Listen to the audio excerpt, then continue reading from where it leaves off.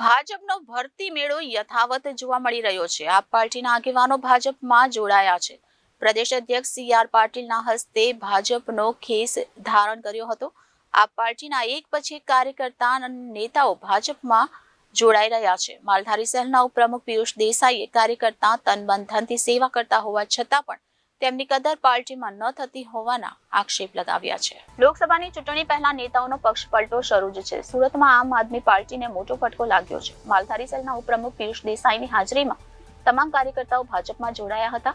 તેમણે આમ આદમી પાર્ટીની વિચારધારાને પાર્ટીનું ટોચનું નેતૃત્વ જ અમલી ન કરતું હોવાનો આક્ષેપ લગાવ્યો હતો અને નેતાઓની કથની અને કરણીમાં ફરક હોવાનું કહ્યું હતું। કાર્યકર્તા તન મન ધનથી સેવા કરતા હોવા છતાં પણ તેમની કદર પાર્ટીમાં ન થતી હોવાનો આક્ષેપ લગાવ્યો હતો। તેઓ ભાજપ પ્રદેશ અધ્યક્ષ સી.આર. પાટીલના હસ્તે ભાજપનો ખેસ પહેરી પક્ષમાં જોડાયા હતા। આમ આદમી પાર્ટીમાંથી 100 જેટલા આગેવાનો અને કાર્યકર્તાઓ ભારતીય જનતા પાર્ટીમાં પ્રવેશ મેળવી રહ્યા છે।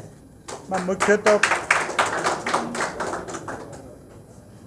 પિયુષભાઈ દેસાઈ, તેઓ ઉપપ્રમુખ છે માલધારી સેલ ગુજરાત પ્રદેશના આપ પાર્ટીના। કાનાભાઈ મકવાણા મહામંત્રી સુરત જિલ્લા માલધારી સેલના।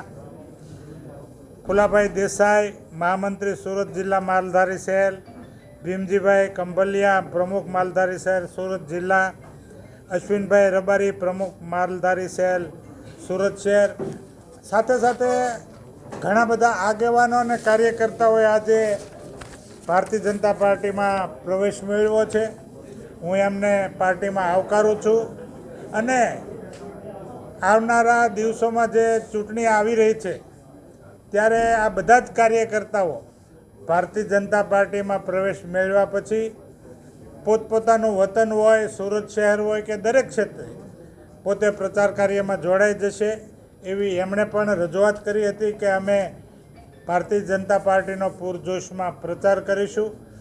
આદરણીય વડાપ્રધાન નરેન્દ્રભાઈ મોદી સાહેબની વિકાસની રાજનીતિ અને એમણે મોદી સાહેબે આ દેશનું જે ગૌરવ વધાર્યું છે અને આદરણીય પાટીલ સાહેબના સંગઠનની કુશળ રણનીતિ, આ બધા જ સમીકરણોને ધ્યાનમાં રાખી તેઓ આકર્ષિત થયા હતા અને આજરોજ ભારતીય જનતા પાર્ટીમાં જોડાયા છે। પુનઃ હું એમનું સૌનું સ્વાગત કરું છું, આવકારું છું। ધન્યવાદ। મારું નામ દેસાઈ પિયુષ ભુરાભાઈ। હું પહેલાં આમ આદમી પાર્ટીમાંથી માલધારી સેલની જવાબદારી નિભાવી રહ્યો હતો ગુજરાત પ્રદેશની। અત્યારે હાલ મેં વિધિવત રીતે સી.આર. પાટીલ સાહેબના હાથે અને સંગઠનના હાથે મેં અત્યારે હાલ ભાજપમાં જોઈનિંગ કર્યું છે અને એમાં મારી વિચારધારા હતી કે સંગઠનને મજબૂત કરવા માટે અને લોકોના પ્રશ્નો અને લોકોનું કામ થાય એના માટે મેં અત્યારે હાલ બીજેપીનો જોઈન કરી છે અને ભારતીય જનતા પાર્ટીની અંદર હું તન મન ધનથી સેવા કરીશ। આપ છોડવાનું કારણ સાહેબ એટલું હતું કે એની અંદર આપણે મહેનત કરતા હતા, બધું હતું, પણ એમાં જેવી લોકોનો કામ ને લોકોના પ્રશ્નો હતા ને એ ઉકેલ આવતો ન હતો અને એના કારણે પછી મારે ના છૂટકે છોડવું પડ્યું છે। Reporter Hitesh Prajapati, Janadesh news, Surat.